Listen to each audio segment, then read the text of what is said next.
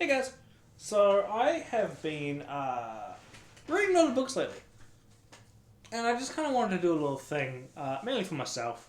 But if you want to read it, if you want to watch, you can. That's all good. Um, but yeah, I've been reading a lot of books lately, and so I kind of want to do a couple of reviews on them. So the book I've just recently finished is Dead Silence by S.A. Barnes. It is a space horror, thriller, mystery, romance kind of spread in there a little bit. But yeah, the plot, if I can dumb down a little bit, is that a salvage crew receives an SOS message from an old defunct cruise liner, and they go to investigate and see why it ended up in outer space, outside of communications. There you go. There's a mystery. How did it get there? Why is it there? Why is it an old defunct cruise vessel? Why is it broadcasting an SOS from 20 years ago? Fun stuff. Real fun mystery stuff. If that really intrigues you and you want to go give it a read, it took me about a week to read it. Mind you, I was reading it during my breaks at work. So, someone who just sits down for a day and just gives it a solid read, could probably finish it in a day. A couple hours at most. So, won't take too long to read. But anyway, it's alright. It's a good mystery. But now spoiler time, alright? So if you don't want spoilers, stop watching, alright? Just go look up the plot yourself or go give it a read. It's not a big book. But if you don't care, then I don't care. Cool. Sweet.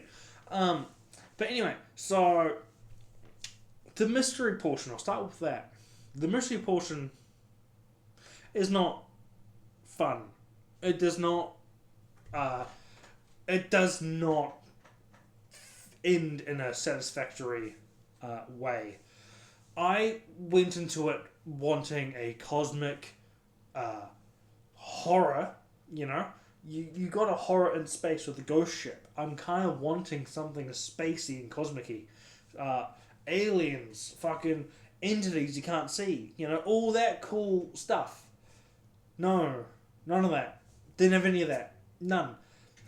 It was evil business shenanigans. That's what it was. So the mystery is that they get onto this ship, and there's a bunch of dead people on there. The life generator's off, anti-grav is off, yada yada yada. That's alternative life support's turning off, so everything's frozen and floating around and blah blah blah. Cool premise. Something starts causing hallucinations in the salvage crew the longer they're on the ship. That's cool. That is fun. I enjoy that. Cool, They keep talking about this entity on the ship, a presence on the ship, something on there that is disrupting their minds and making them go crazy. Cool. Keep going in that direction. I like it. It's really fun. And then it turns out, evil business shenanigans. An evil business put a device on the ship which vibrates at a specific frequency that created paranoia and hallucinations and turned them crazy, and it works too well. Mystery solved. Evil business shenanigans. That's all it was. Just evil business shenanigans. That's all it was. That's not a fun mystery. That's not entertaining. That's not horror. That's just reality. Evil business. Oh, jeez. Evil businesses do shit all the time, all day, every day, forever. That's not horror. That's real life. Real life sucks. I don't want to be scared about real life. I live in it. I want to be scared by other stuff like aliens or gods or fucking the flying spaghetti monster. I don't know. I want to get scared by something, but not Amazon. Amazon doesn't scare me. Cthulhu does. That's what I want. Give me Cthulhu, not fucking Jeff Bezos in space. But that's what you get. That's the big monster. That's the big bad. Jeff Bezos in space. Elon Musk in space, which isn't far off, annoyingly. But yeah, that's what it is. The mystery is Jeff Bezos in space. That's all it is. Elon Musk in space.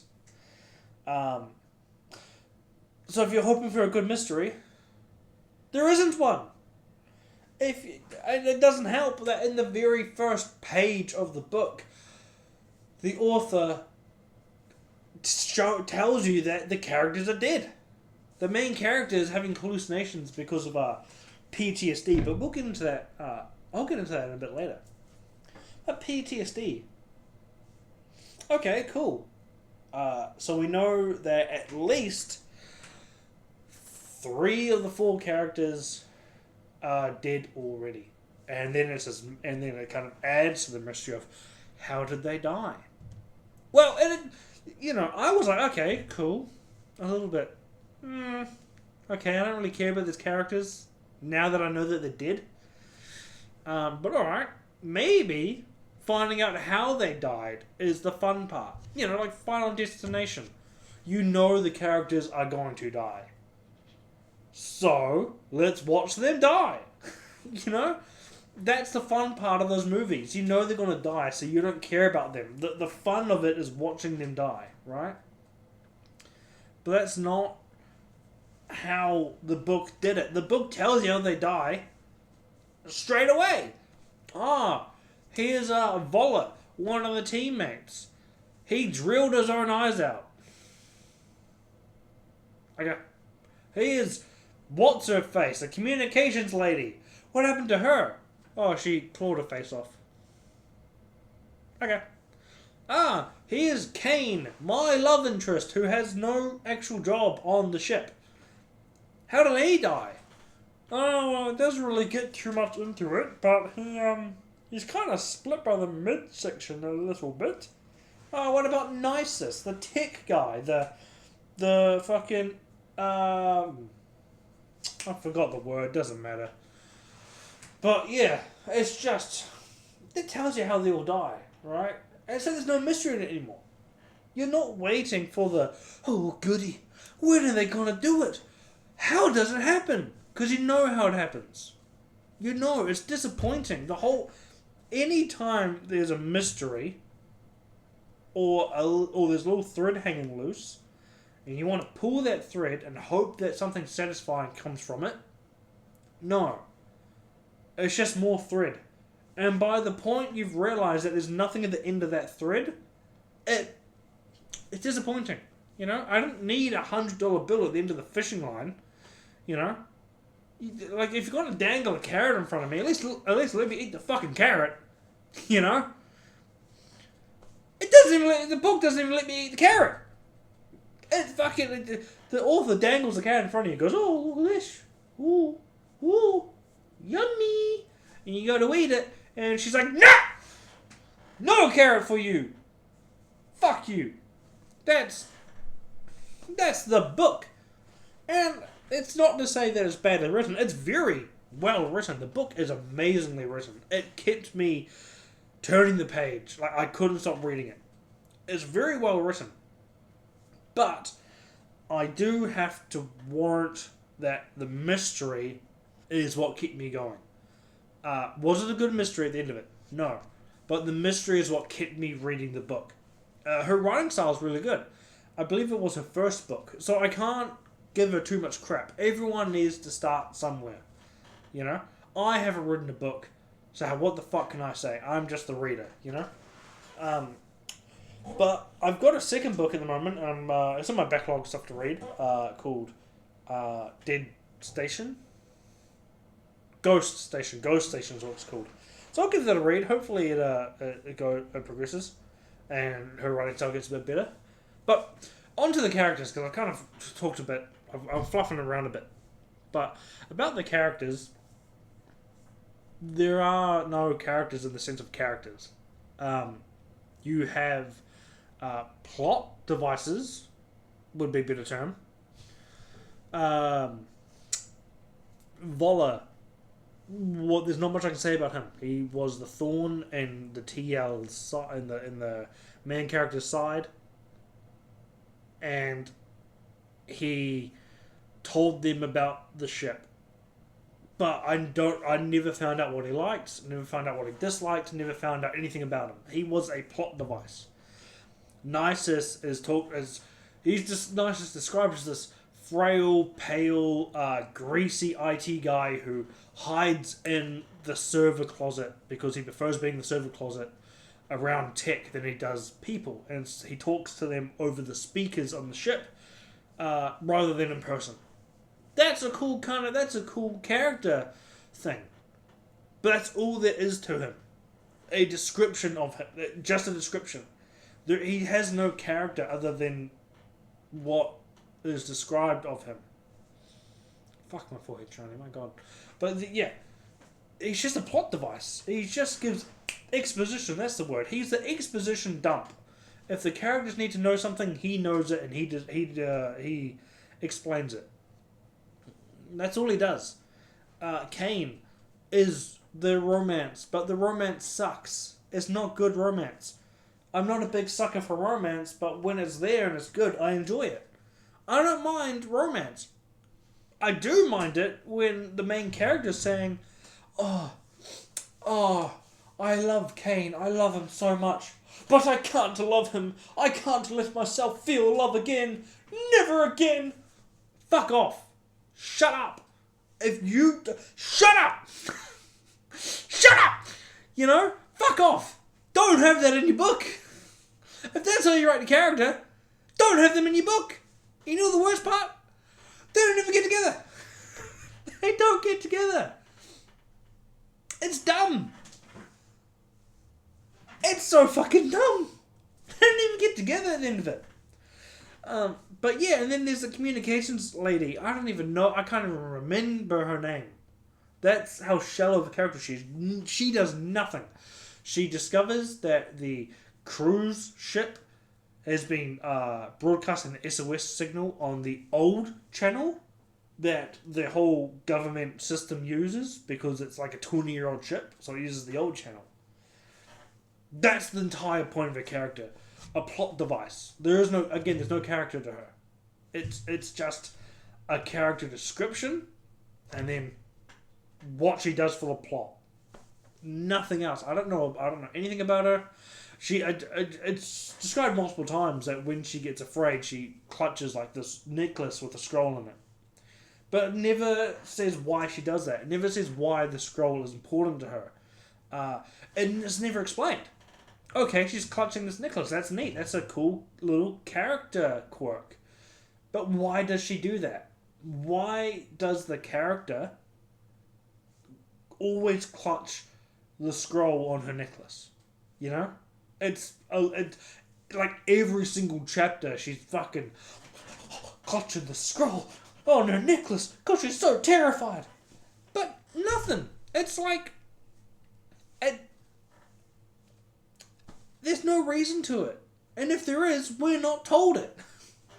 Like, just because she's the side character doesn't mean she's not worthy of being a proper character. But even the main character is just not very good. She's very standoffish, which is fine. I fucking love my standoffish chicks in books and media. You're standoffish, you're mean, you're independent chicks. Those are cool, especially in fucking space. That's a cool. Yeah, I like that. I don't like her because she's dumb. She's a dumb character.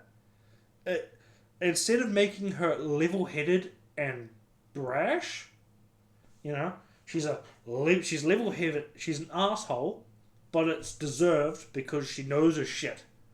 No, that's not it at all. She is not confidently correct. She is confidently incorrect every time in the book. And you're thinking that at some point she'll get her she'll get a learning moment. She'll get a point where she understands not to be that way. But she doesn't. She doesn't learn. She doesn't learn a bit. Nothing happens. She doesn't grow as a character. From the beginning of the book to the end of the book, she does not grow as a character. At all. Which really sucks, because it's hard to get invested in a character that does not grow. You know, I was expecting her to have changed in some manner, but no. No, she hasn't changed in any manner at all. But yeah. Another quirk of this character is that she has PTSD and gets hallucinations from a traumatic event she had as a child, where she contaminated all like this little outpost she was in, and she was the only survivor, and everyone else died, including like her mum and stuff. Okay, that's cool. She begins by seeing ghosts of her mother, her friend who died, and the crewmates who died. That makes sense to me. I understand that. Then she starts seeing literal ghosts of people she has never met. Okay. Cool. No explanation. None. Every other hallucination from other characters explained by this weird evil shenanigan device put on the ship, or PTSD. Okay, cool. Except the main character, who can literally see ghosts. It's not a fact that she has PTSD anymore. It's not a fact that it's from the device. It's not a fact that she's ever met these people before. She hasn't. She's never met any of the people. She's never met several of the people she hallucinates ever before, and yet she sees them. It's never explained. Like in the epilogue of the book, she gets onto a new ship, and her and Kane work together as partners, and she described seeing the ghost of the old pilot on the plane. Just walking around. And she's like, I don't mind him because obviously he loves this ship and I respect that, so I'll let him stay. But how can she see ghosts? Like, I don't need a technical explanation. I just need an explanation. I don't care if it's just she's psychic, But she's not psychic. She can just see ghosts, and that's that. So, yeah, I don't know. I'm looking forward to reading the next one. Ghost Station, and seeing how her writing progresses. But if you're going into the book wanting a cosmic horror, or a decent space horror, don't. Just steer clear of it. It's no Lovecraft. It's no Stephen King. It's not even Poe. It's Titanic and Ghost Ship in space. Don't even bother with Dead Space or Event Horizon, even though some people have described it as such. It's not Dead Space or Event Horizon. Nowhere close. It is Ghost Ship and Titanic in space. That's all it is. And it doesn't need to be in space either. But it is what it is. But anyway, I know this is really long. This is more, again, for myself. A big old rant. But next time, I'll try to do some actual editing and cut this down. At least for the next one. But I know this isn't going to get watched, so I don't give a shit. But yeah, if you did like this, and you enjoyed it and you stayed until the end, I'm happy that you did, and I'm really glad. If you didn't, that's all good in my books. Alright, I'll catch you later. Bye.